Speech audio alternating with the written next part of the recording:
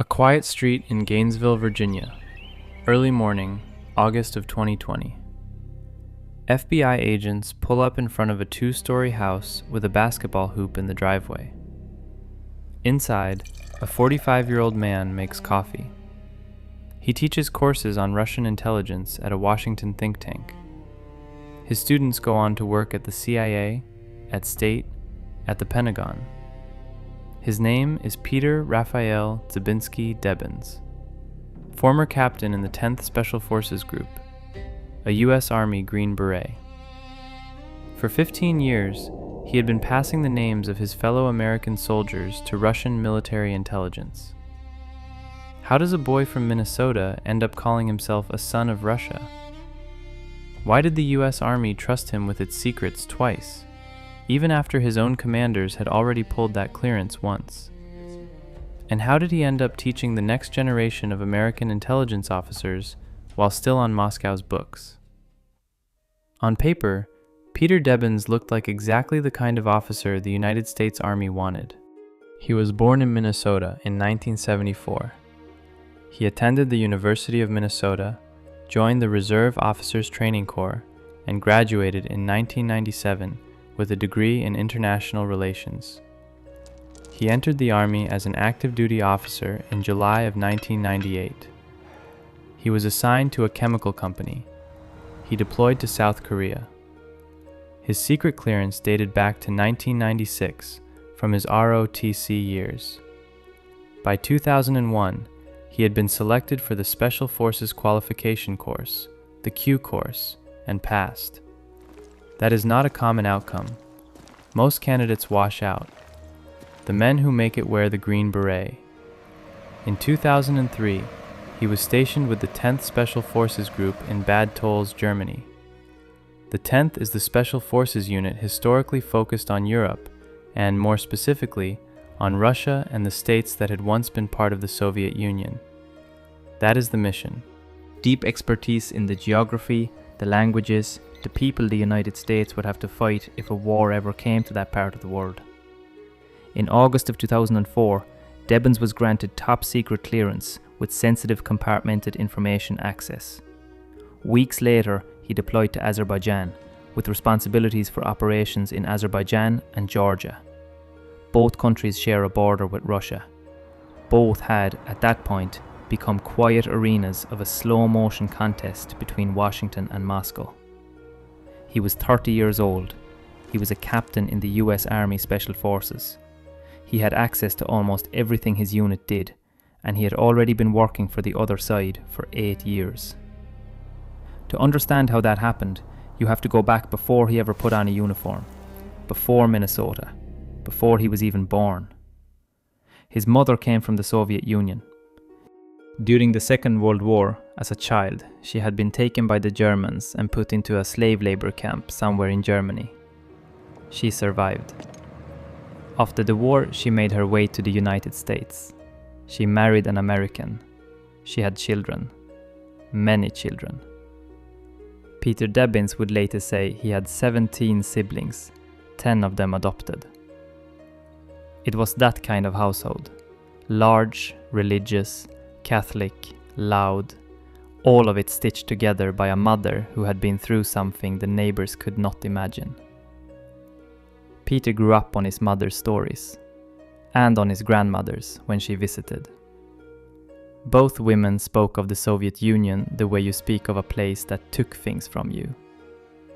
But that was not what the boy heard. What he heard was Russia, the songs, the winters, the word for grandmother, a country that lived in his kitchen while he was growing up in the American Midwest. There is a version of this childhood where you become a scholar. You study the language, you learn the history. You travel there, once, twice, and understand it for what it is. That is what most people in his situation did. Debbins did something else. In 1994, at the age of 19, he made his first trip to Russia. He would return the next summer, and the summer after that. He was studying international relations in Russian. He was in ROTC. He had already decided he was going to be an American officer. And every summer of college, he went back to a country he had never lived in, looking for something he could not quite name. In a podcast interview years later, before his arrest, he would put it very simply. Growing up, he said, he had been fed stories about his mother in the camp, about what Russia was. It made him curious, so he went. He was not the first American to fall for a country through his mother's grief. He was, however, one of the very few who then walked that grief into a room with the GRU. The room, as it happened, was in Chelyabinsk. Chelyabinsk sits in the southern Urals, about 1,000 miles east of Moscow. It is a factory city. It has a Russian Air Force base nearby. It is not on the standard American tourist route. Debbins went there in 1994 as part of an independent study program. He liked it. He came back. On one of those trips, he met a young woman named Yelena Selyutina. Her father was a colonel in the Russian Air Force. They fell in love. In November of 1997, they married. But before the wedding, in December of 1996, something else happened. Debbins was in Chelyabinsk that winter as an ROTC cadet. A Russian intelligence officer approached him. Not aggressively, not with money, with interest. He wanted to talk. He wanted to know about the American who kept coming back, about his family, his mother from the Soviet Union, his plans for the US Army, his views on the world. The Russian, according to the indictment, gave the 21-year-old cadet an assignment, a test. There were 4 Catholic nuns from a church Debbins had visited in Russia. The intelligence officer told Debbins those nuns were involved in what he called cult activity. Would Debbins pass along their names? Debbins passed along their names. That is the moment. December of 1996. An American officer candidate, 21 years old, hands the GRU the names of 4 Catholic nuns. In espionage terms, this is what recruiters call a smoothing exercise. It is small. It feels harmless. It moves you across a line you didn't know was there. The 4 nuns were not, in any evidence that has ever emerged, running a cult. They were just Catholics. But the assignment was never really about them. It was about him, about whether he would do it, whether he could be asked and would answer. In September of 1997, Debbins graduated from the University of Minnesota. He went back to Russia. He met with his contact again. And this time, he sat down and signed a document. The document, in his own words years later, said, "I want to serve Russia." Russian intelligence assigned him a code name, Ikar Lesnikov, Icarus of the Forest. In the fall of 1997, he was given a phone number to use, a set of code words, and instructions for how to make contact when he was back inside the American system. 10 months later, he was in the US Army as an active duty officer. Prosecutors would later say that his motivation was in part ideological, that he thought the United States was, as he himself put it, too dominant in the world and needed to be cut down to size. In his handwritten confession, filed with the court after his arrest, he explained it differently. He said he had a messianic vision for himself in Russia, that he was going to free the Russian people from their oppressive government. That when Russian intelligence reached out to him, he was flattered. Read that again slowly. He is telling a federal judge that he began cooperating with Russian military intelligence because he thought he was going to save Russia from the Kremlin. And he is telling this to the same judge who is about to send him to prison at the request of the Kremlin's own service. This is the psychology of the man. He was in love. He was ideological. He was flattered. His wife's father wore a Russian uniform. His own mother had been marked, in her body, by the war between Russia and Germany. He believed America was arrogant. He believed Russia was salvageable. He believed he was going to be the American who fixed it. Motive in these cases is never a single thing.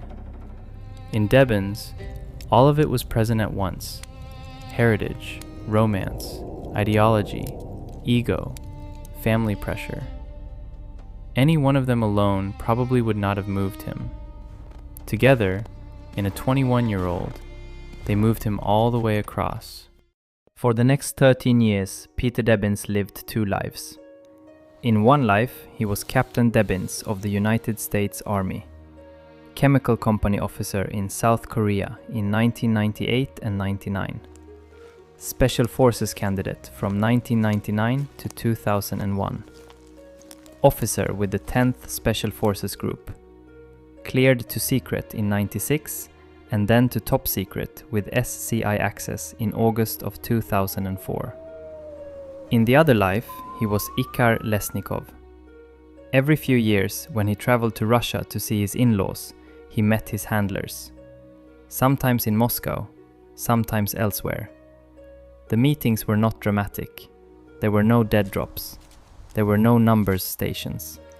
There was a man showing up for a conversation, sometimes over dinner, sometimes over vodka, and talking. What he talked about was his job. He told them about his chemical unit in Korea. He told them about the men who trained beside him for Special Forces selection. He gave them names. Real names of real American soldiers. Not so those soldiers could be attacked, so they could be evaluated. So the GRU could look through the roster and pick out which of Debbins' brothers-in-arms might, under the right circumstances, be persuaded to do what he had done. This is the part of the story that his old teammates find hardest to talk about. Debbins did not just betray a country. He walked into meetings with Russian officers and offered up the names of the men he trained with. He turned them into a list of leads. The payments were almost insulting. In one meeting, the Russians offered him $1,000 in cash. He refused it. In another meeting, they gave him a bottle of cognac and a Russian military uniform. He accepted those. Think about that gift for a moment.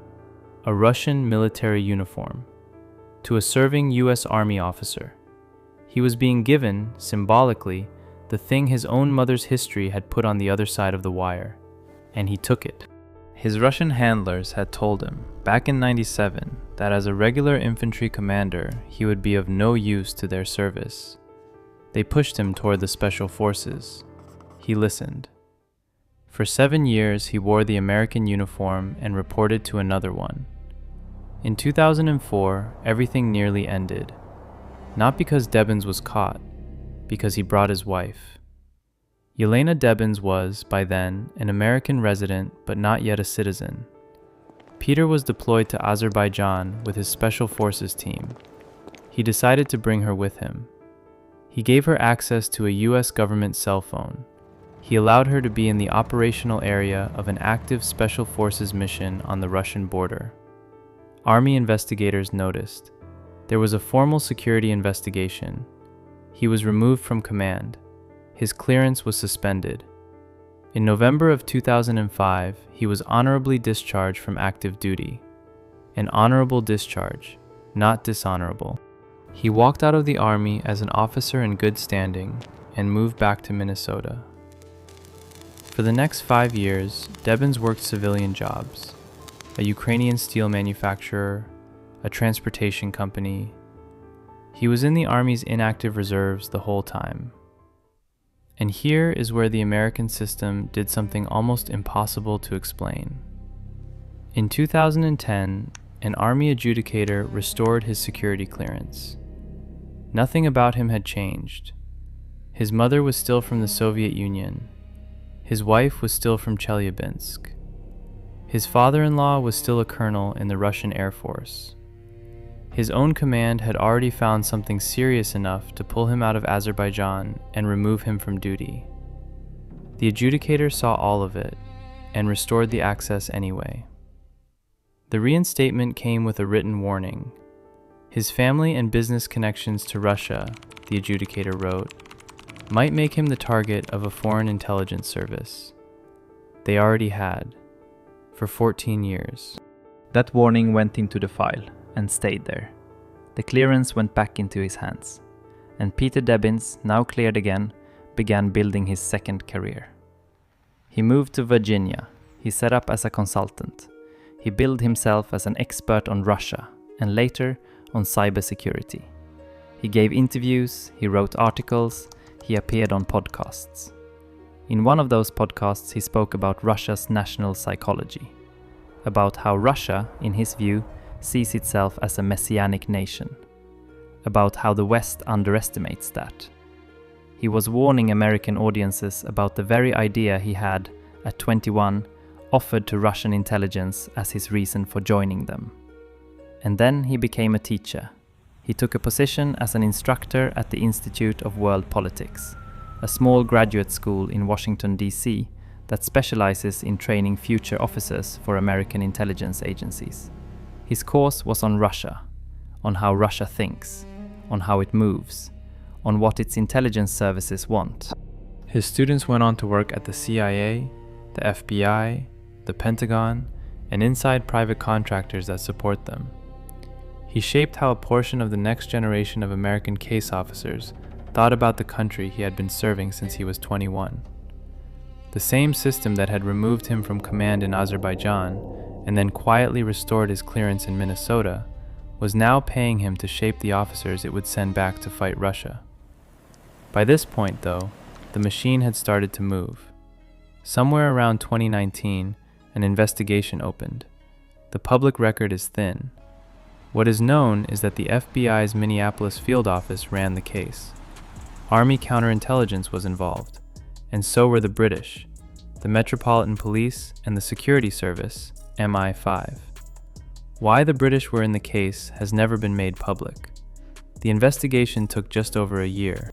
On the morning of August 21st, 2020, FBI agents arrived at his house in Gainesville, Virginia. He was arrested and taken to Alexandria. The indictment against him ran 17 pages. It laid out a story that began in December of 1996 in a room in Chelyabinsk with the names of 4 Catholic nuns, and it ended 24 years later in a Virginia federal courthouse. 3 months after the arrest, in November of 2020, Peter Debbins stood in front of a federal judge and pleaded guilty to a single count under the Espionage Act. He had been offered no deal that would let him walk. He faced up to life in prison. In sentencing papers, his lawyers argued for 5 years. They said Debbins believed he had only ever given the Russians information they already knew. They pointed to his cooperation. They pointed to the confession, the messianic vision, the boy who thought he was going to save Russia. Prosecutors asked for 17 years. They said his conduct had been, in the words of the acting US attorney, a personal betrayal of his colleagues and his country. They said it reflected the ongoing threat of Russian intelligence operations against the American military. On May 14, 2021, in a federal courthouse in Alexandria, Judge Claude Hilton delivered the sentence. 15 years and 8 months in federal prison. The damage assessment. What exactly Peter Debbins had given to the GRU across 15 years was filed under seal. No one outside the US government and the small circle of officials cleared to see it knows the full scope. The names on the list of American Special Forces soldiers he handed over have never been made public. Some of them are almost certainly still serving. His wife Yelena, who had become a naturalized American citizen in 2010, was not charged. His mother's story, the one that had shaped him, is not in the court file. There is no evidence she knew what her son had done. Today, Peter Debbins is somewhere inside the federal prison system, serving a 15-year and 8-month sentence he will not finish until the mid-2030s. He is in his early 50s. He has never publicly taken back what he said to the judge. So who was Peter Debbins really? A true believer? The American who thought he could save Russia from itself and never came back from that idea? Or a vain man who used his mother's history and his Russian wife to dress up 15 years of resentment and paid for it with the freedom of the men he trained with? Which of the two stood up in that Alexandria courtroom is one question. Here is the other one. His commanders had already removed him from command. His clearance had already been pulled. The adjudicator who gave it back in 2010 had written down in his own file that his family and business connections to Russia might make him a target. That warning stayed in the paperwork. Nobody acted on it for another decade, while Peter Debbins stood in Washington classrooms teaching future American intelligence officers about the country he was still helping. The system had already seen him. It just decided not to look again. So which of the two men do you think Peter Debbins really was? And which is worse, what he did, or the fact that the system saw every warning and still allowed him to shape the officers who would defend it?